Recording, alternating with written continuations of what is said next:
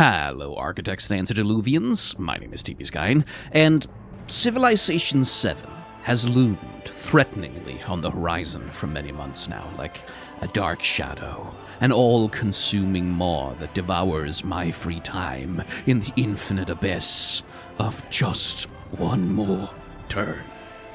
So I was quite delighted when 2K Games reached out to sponsor a video about it. Basically, they asked me to make the kind of video that I would normally make about a game like this, but also tell you a few talking points and encourage you to use my link to go check out the game and put it on your wish list, I guess, if you're interested. That sounded like a pretty okay deal to me, since this is a game I'm probably going to be sinking a couple of 100 hours into anyway. Because now, technically, that means that playing Civilization VII counts as work. So, no, I'm not staying up way too late trying to win a goddamn war with the Americans because they stole my city, f*** you, Ben Franklin. I am, in fact, being productive.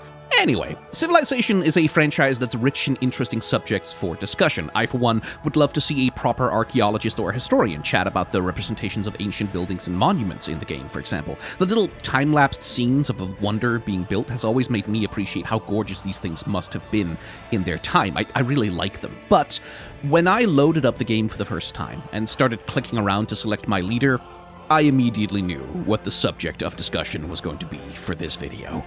Let's talk about the character animation of the leaders in Civilization VII. The leaders are the main characters of the game. They are the main actors and performers who you see performing over the course of the game. And so, their character animation has to do a lot of heavy lifting in bringing them to life as something more than just static portraits of historical figures. When you click on a leader to check them out, the animator needs to get their personality and their vibe across in a pretty short space of time, and almost entirely with silent acting.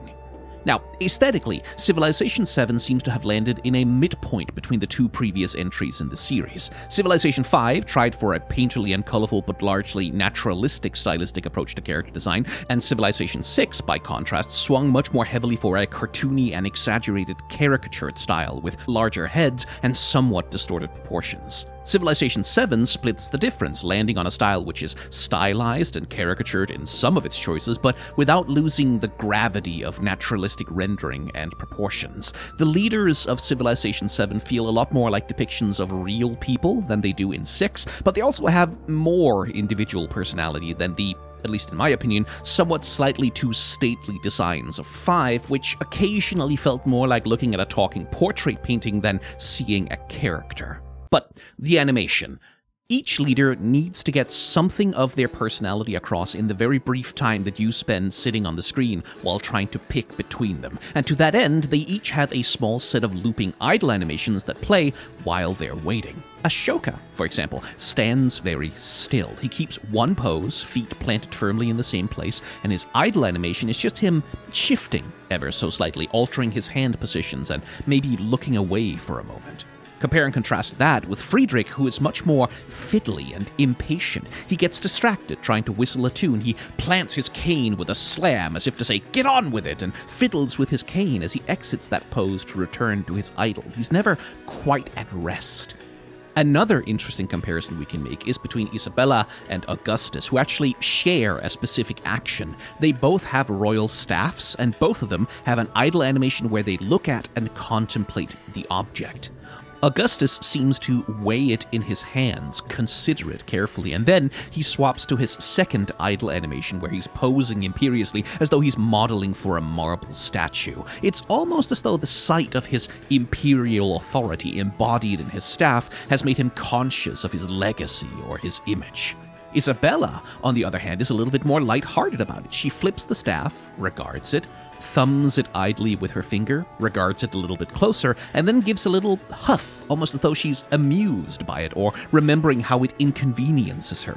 It feels akin to the way that a person might look at a particularly yappy dog, which you nonetheless can't help but love, or a troublemaking child of some sort.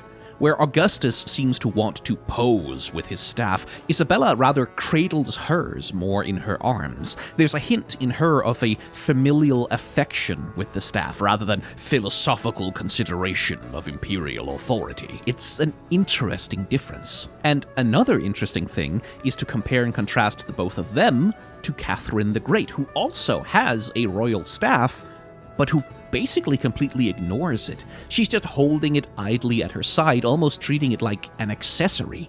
She, instead, has animation that emphasizes keeping eye contact with the player. She's almost a little bit flirty about it, idly playing with the necklace around her neck, but never breaking connection. And it's really cool because the way that these characters relate to the objects that they are holding and wearing gives you a lot of information about their personalities. It's very good object work. Take, for example, Tecumseh and Trung Trak, and God, I hope I did not mispronounce those names too badly.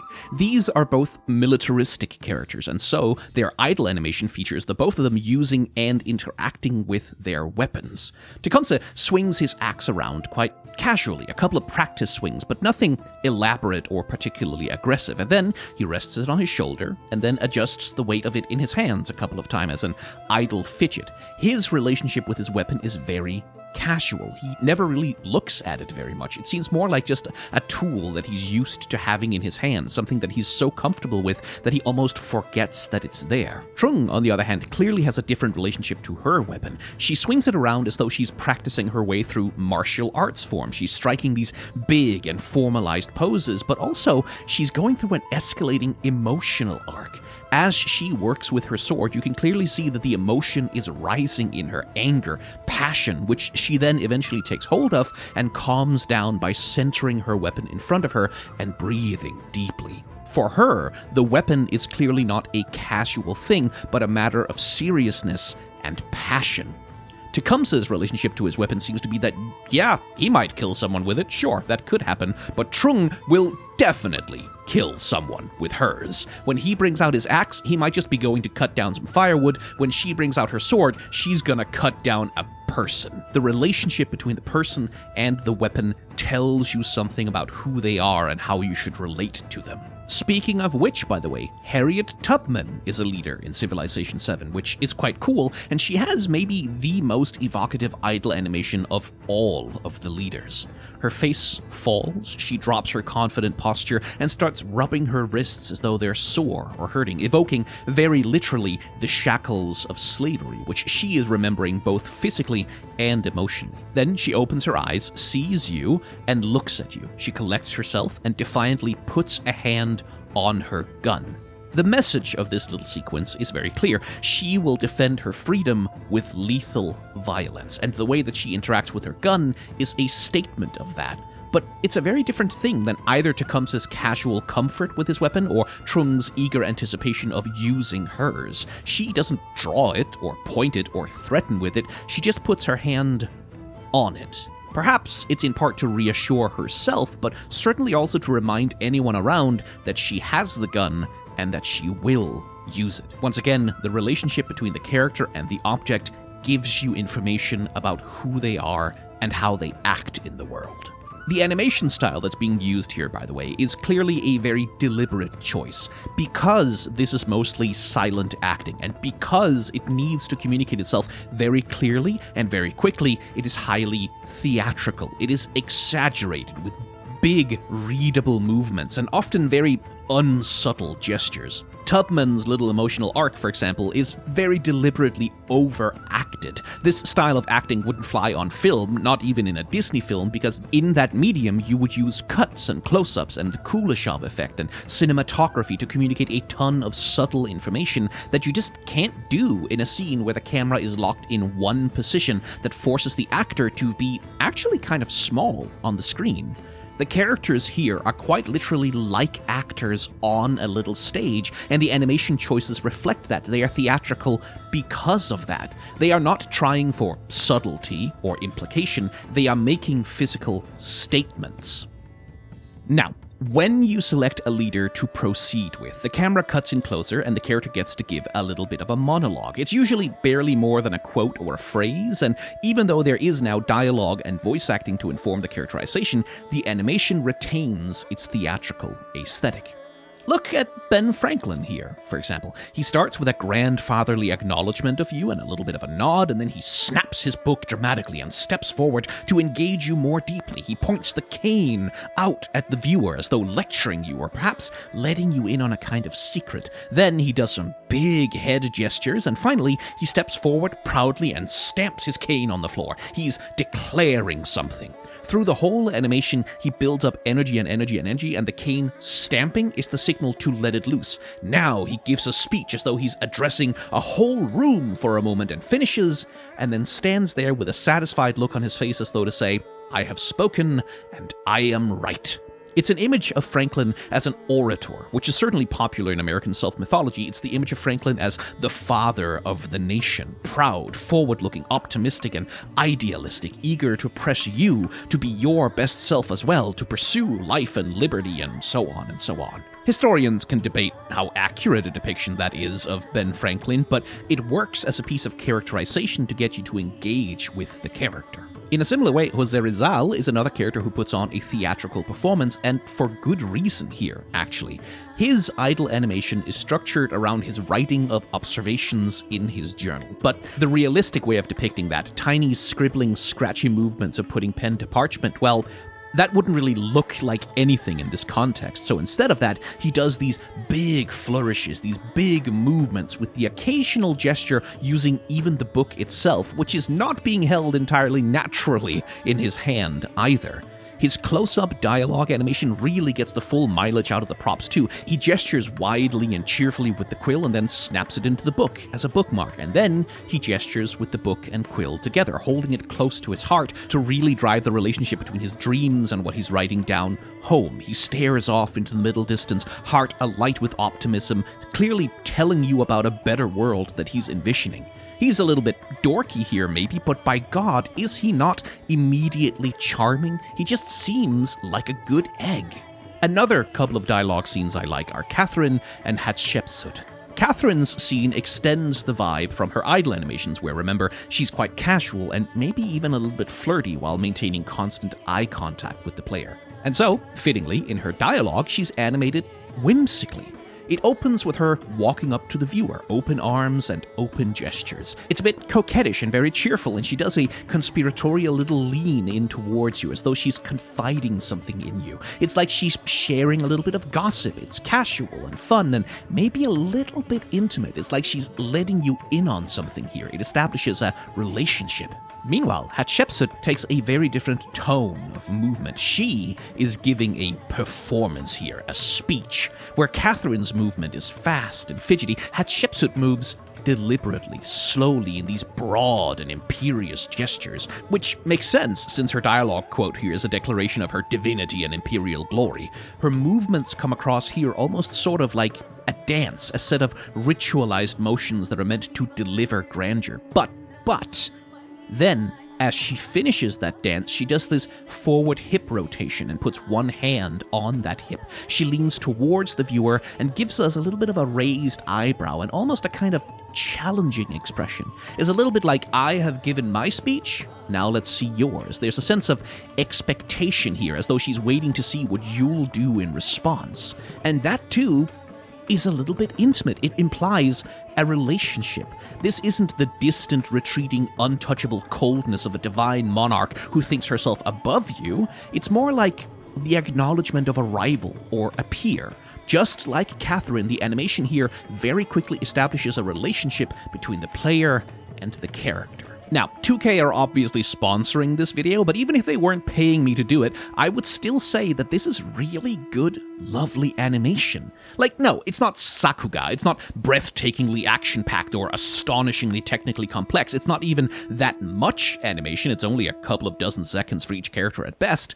But it's good animation, it's characterful, and it makes good and interesting choices about those characters that are worth examining in detail, even though they aren't really meant to be that important in the grand scheme of the game. And I have saved the best of it for last. Oh, my friends, I have saved you a treat. He is the absolute best animated leader in Civilization VII. He's the mastermind of Italy. Your favorite political philosopher's favorite political philosopher. You know him.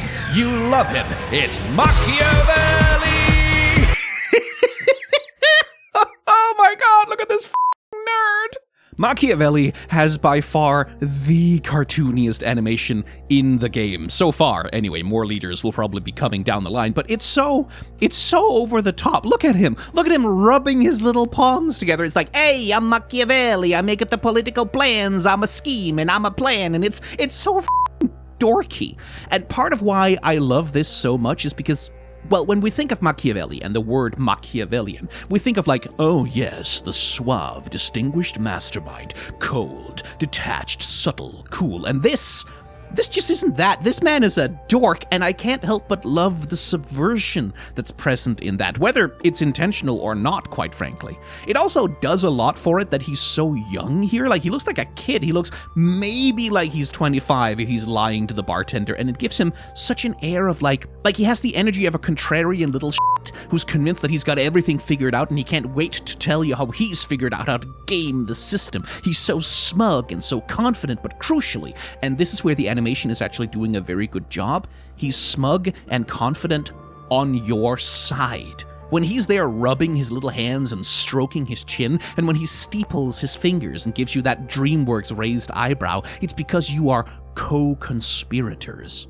Machiavelli is here because he respects you, and he's eager to share his political philosophy with you because he knows that you'll get it. He's rubbing his hands in anticipation of your collective plans coming to fruition together. He's a smug little but he's your smug little and it might be a character flaw in me that I find it so charming, but I just can't help it. It's adorable. He's like the world's most insufferable little puppy.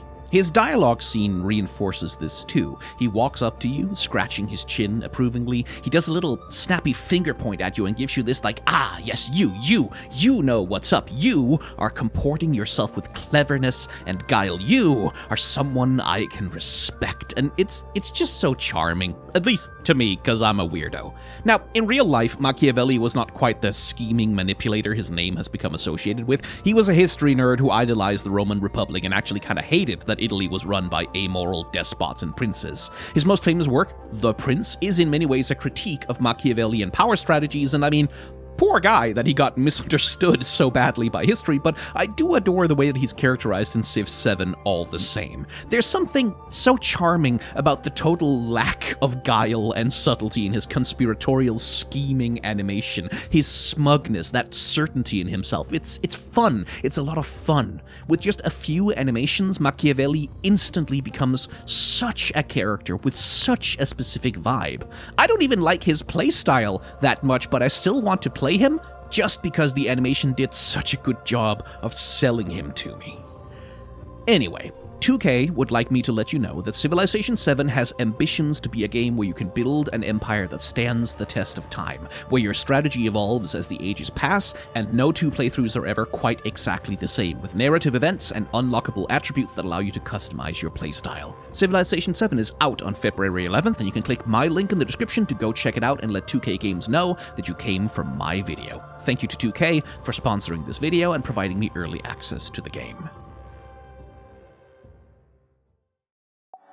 Hey, thank you very much for watching. I hope you had a good time. Since this video is sponsored, I will not be doing any self-promotion, but I will be donating half of the sponsor fee from this video to Doctors Without Borders, and if you have a little bit of extra money lying around that you don't need, I would like to encourage you to send that to either them or to the Palestinian Children's Relief Fund. Even a small amount of money can do a lot of good in their hands right now. Thank you for your time and your attention, and please remember to be kind to each other.